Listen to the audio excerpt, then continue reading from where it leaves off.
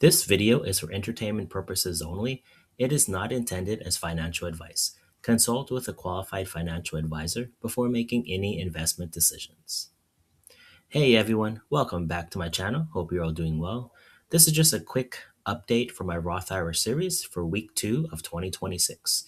In this video, I'll give you a brief overview of how my portfolio is doing, and then I'll talk about the payout for QDTE, and finally I'll share some notes on some progress that I've made so far.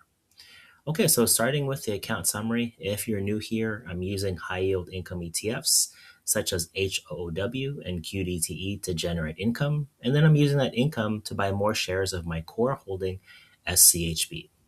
So looking at the portfolio allocation, because SCHB is my core holding, it is the heaviest. And so it's right now about 50%, and I'm hoping to get this to about 60% by the end of 2026.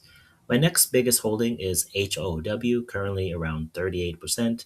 I'm hoping to get this under 30%, and the reason why is because I think if high yield income ETFs are too heavy in a portfolio, they can really drag down the portfolio during downturns or negative sentiment markets. For QDTE, which is my newest holding, it's around 12.4%. I'd like it to be higher, ideally above 20%, sometime in the next couple of months. Okay, so moving on to the individual holding performance, I'm looking at SCHB. Some of you may not be familiar with SCHB, but it's a broad market ETF and more or less goes in the same direction as the S&P 500. So if you can see, SCHB is blue and orange is SPY. SPY does have the advantage, especially in a longer time frame. But one reason why I like SCHB is it's just easier for me to buy whole shares because the share price is in the 20s, whereas SPY is, in the hundreds. So that's just the main reason. But if you can buy partial shares and you have a longer time horizon, probably SPY is better. Okay, so moving on to QDTE. Again, it is my newest holding. I just received the first distribution or dividend for about $11.88. For those of you who are not tracking this, the last 2 weeks of 2025, they paid out a big distribution. So the NAV took a hit, and right now it's recovering. That might be one reason why the distribution is low. There could be other reasons, but right now, at least for the next few weeks, I think the distributions are going to be below average. Okay, for HOOW, this is my heaviest hitter for income. You can see for dividends received, it's close to about $1,500, but you can also see the capital depreciation, which is minus 8.19%. Overall, I'm up 15% in this holding. Hopefully, the HOOW can get back above 55, and then I'll be in the green. Okay, so overall, I am up 22% in the last 12 months. So let's see what happens in the next 12 months. Okay, so looking at a 1 week time frame, January 7th and January 14th.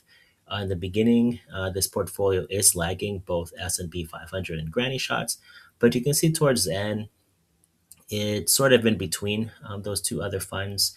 So I'm happy as long as it keeps up with the S&P 500. Now, if we look at a wider time frame, you can see that there are periods where my portfolio is keeping up with S&P 500, and there's some periods when the income funds are in a bull, volatile market, and that really helps the portfolio outperform. As you can see, sometime between October and November, I'm beating both granny shots and S&P 500.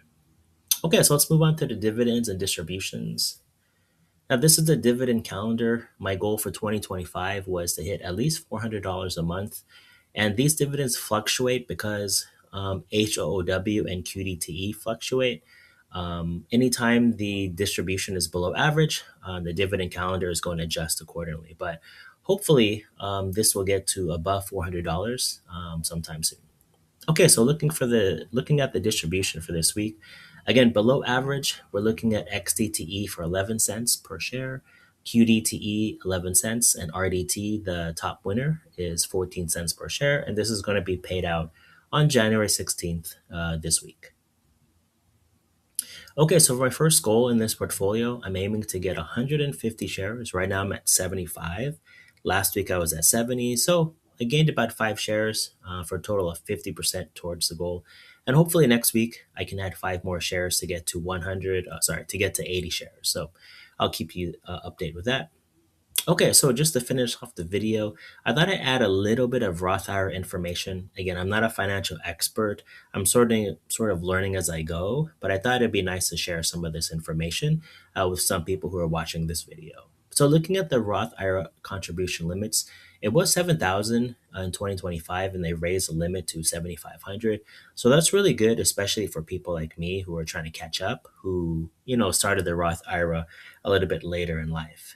And if you're over 50, the catch up contribution also increased by about $100.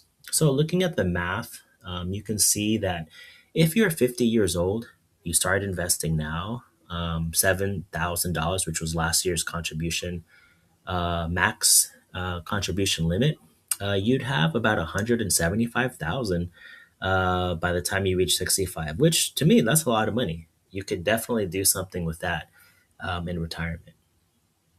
Now, if you invested the new max contribution limit, which is 7.5K, in 15 years, you'd have about 188,000, which is considerably more than just investing 7K. And if you are over 50 and you are able to max out the catch up contribution limit, you'd have a total of about $215,000, which is a lot of money. And I know it's not 500K, it's not $1 million. For me, I'm not trying to get rich off of this Roth IRA. I'm just trying to have a little bit more money in my Roth IRA account during my retirement years. My biggest goal is maybe to use some of this money either to pass on to some of my family members, maybe help me retire a little bit easier by finding a low cost place, and paying some of those fees that you have to as you get older, like life insurance or health insurance and whatnot.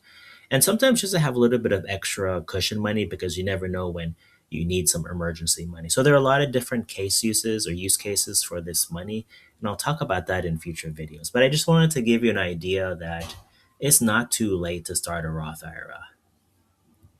Okay, so that was just a quick update for episode number 2 of my Roth IRA. I hope you got some value in this video, and I'm very sorry if you hear some background noise. I'm in Southeast Asia traveling right now.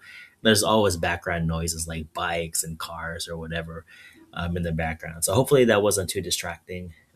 If you're interested, I do make other videos on the channel about financial freedom, living in Asia, and just trying to find peace in retirement. So please like this video and subscribe to watch more free content on achieving financial freedom and living in Asia. And you might also like these 2 videos. Thanks very much for watching. Take care and see you in the next video. Peace.